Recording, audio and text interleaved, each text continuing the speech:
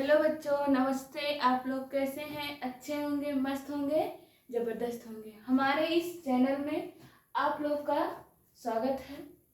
जैसा कि हम आप लोग को कोशिका पढ़ा रहे थे, कोशिका के कुछ कोशिकांग हो गए थे। आज हमें पढ़ना है सेंट्रोसोम व वैक्यूल पढ़ना है, यानी तारककाय व रसधानी को आज पढ़ना है। रसधान और तारककाय को आज हमें पढ़ना है। बात आती है तारककाय यानी सेंट्रोसोम होता क्या है।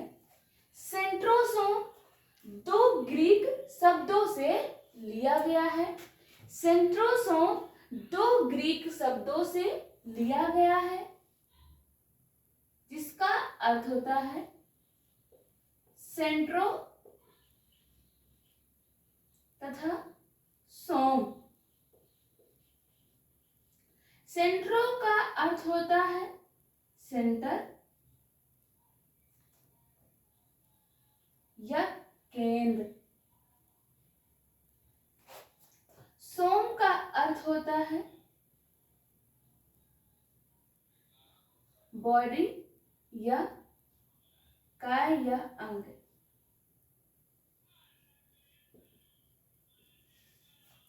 सेंट्रोसोम दो ग्रीक शब्दों से लिया गया है। सेंट्रोसोम दो ग्रीक शब्दों से लिया गया है, सेंट्रो तथा सोम।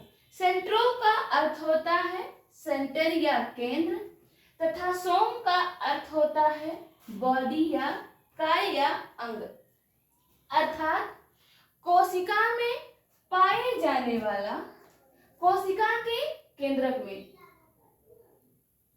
केंद्रक के पास ये कोई कोशिका है, ये केंद्रक है। सेंट्रोसोम केवल जंतु कोशिकाओं में ही पाए जाते हैं। सेंट्रोसोम केवल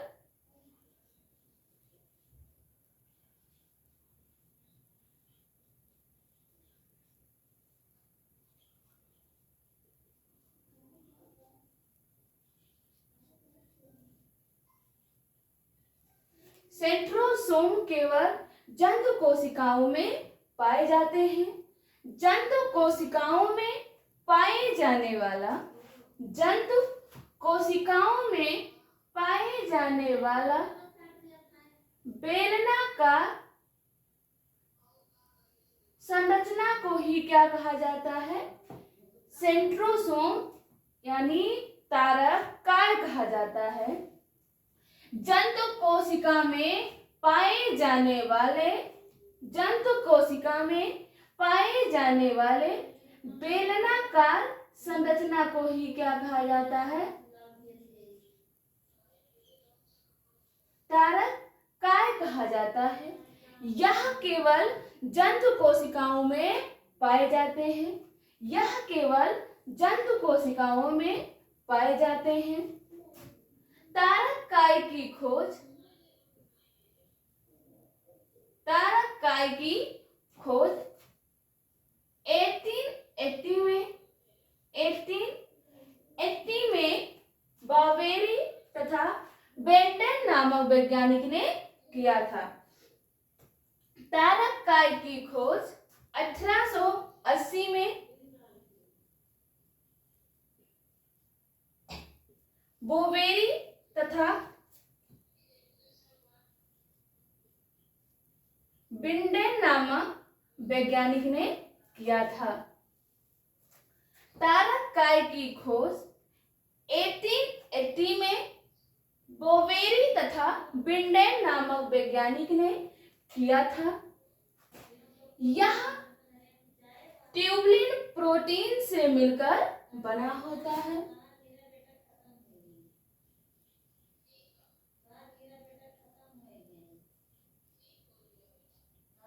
यह ट्यूबलिन प्रोटीन से मिलकर बना होता है।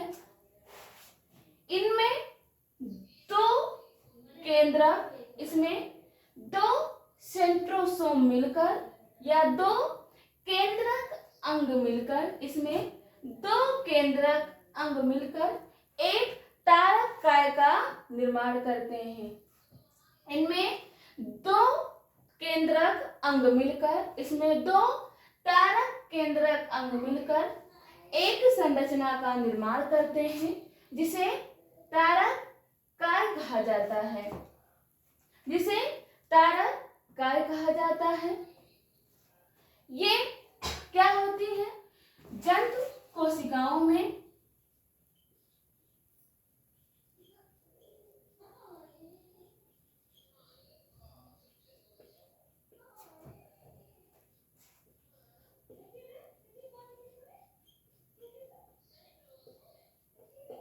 जंतु कोशिका में पाए जाने वाले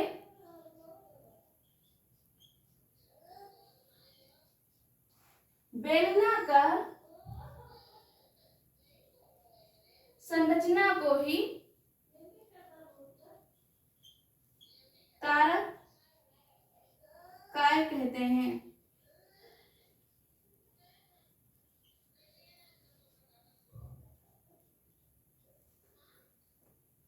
तारक काय केंद्र ये क्या करते हैं?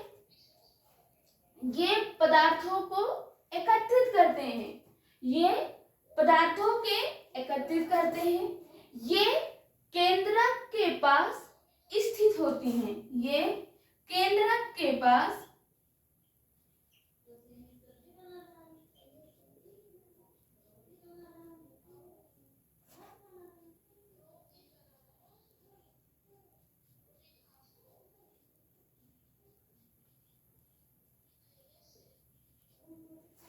ये केंद्रक के पास स्थित होती हैं। तारक काय दो ग्रीक शब्दों से मिलकर बना होता है, सेंट्रो तथा सोम। सेंट्रो का अर्थ होता है सेंटर या केंद्र तथा सोम का अर्थ होता है बॉडी या काय, अर्थात कोशिका में पाए जाने वाला, जंतु कोशिका में पाए जाने वाला बेलनाकार संरचना को ही तारक काय कहा जाता है। ये केवल जंतु कोशिकाओं में पाए जाते हैं, ये केवल जंतु कोशिकाओं में पाए जाते हैं। ये ट्यूबुलिन प्रोटीन से मिलकर बने होते हैं, ये ट्यूबुलिन प्रोटीन से मिलकर बने होते हैं। जब दो तारक केंद्र मिलते हैं या जुड़ते हैं, जब दो तारक केंद्र आपस में मिलते हैं तो तारक काय का निर्माण करते हैं। इसकी खोज 1880 में बोवेरी तथा विंडेन नामक वैज्ञानिक ने किया था। इसकी खोज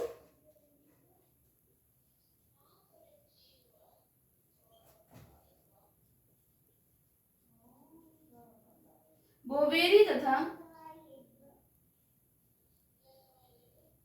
विंडेन नामक वैज्ञानिक ने 1880 में किया था। दूसरा है रसधान।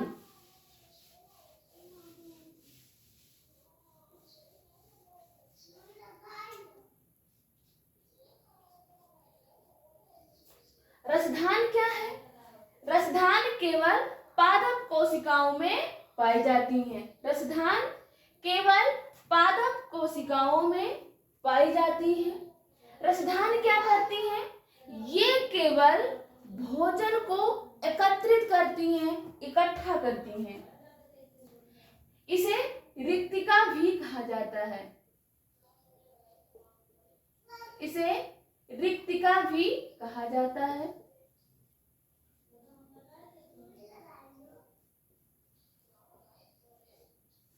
इसे क्या कहा जाता है? रिक्तिका कहा जाता है। पादप कोशिका में पाए जाने वाले, पादप कोशिका में पाए जाने वाले थैली नुमा संरचना को, पादप कोशिका में पाए जाने वाले थैली नुमा संरचना को ही रसधान कहा जाता है। इसे रिक्तिका भी कहा जाता है, इसे रिक्तिका भी कहा जाता है। ये भोजन को इकट्ठा करते हैं जिस कारण से स्टोरेज हाउस भी कहा जाता है, यानी भंडारण कक्ष भी कहा जाता है।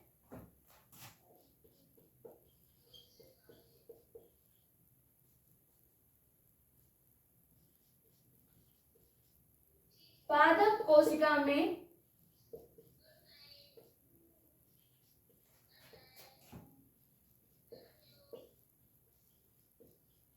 पाए जाने वाले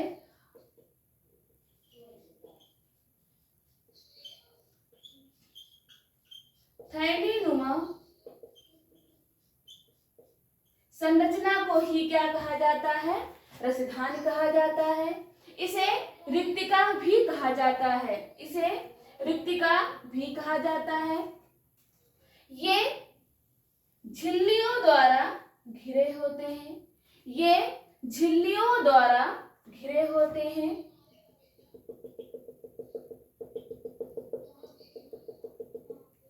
इनके चारों तरफ पाए जाने वाले आवरण को, इनके चारों तरफ पाए जाने वाले आवरण को टोनोप्लास्ट कहा जाता है।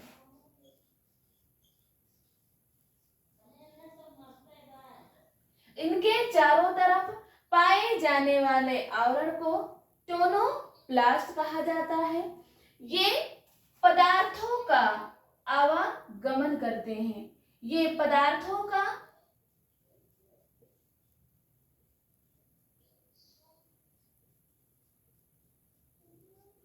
आवागमन करते हैं।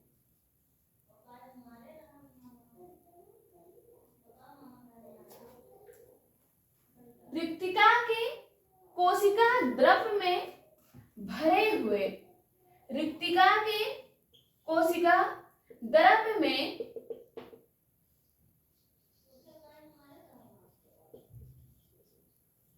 रिक्तिका के कोशिका द्रव में भरे हुए जलनुमा तरल द्रव को कोशिका रस कहा जाता है। रिक्तिका के कोशिका द्रव में भरे हुए, रिक्तिका के कोशिका द्रव में भरे हुए जलनुमा तरल पदार्थ भरे होते हैं। जलनुमा तरल पदार्थ भरे होते हैं, जिसे कोशिका रस कहा जाता है।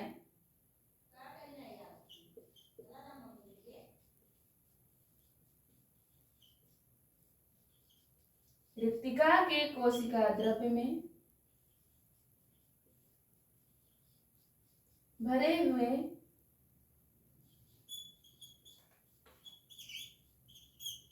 जलनुमा तरल पदार्थ को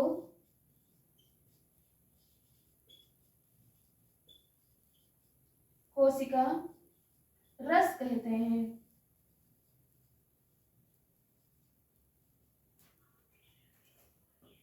ये भोजन को इकट्ठा करते हैं।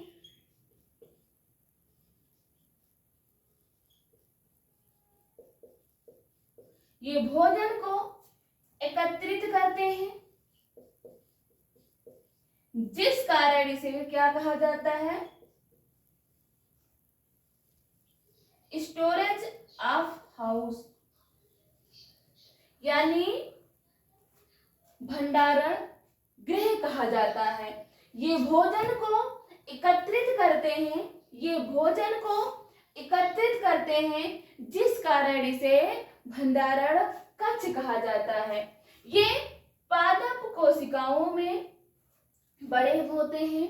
पादप कोशिकाओं में ये बड़ी मात्रा में पाई जाती हैं।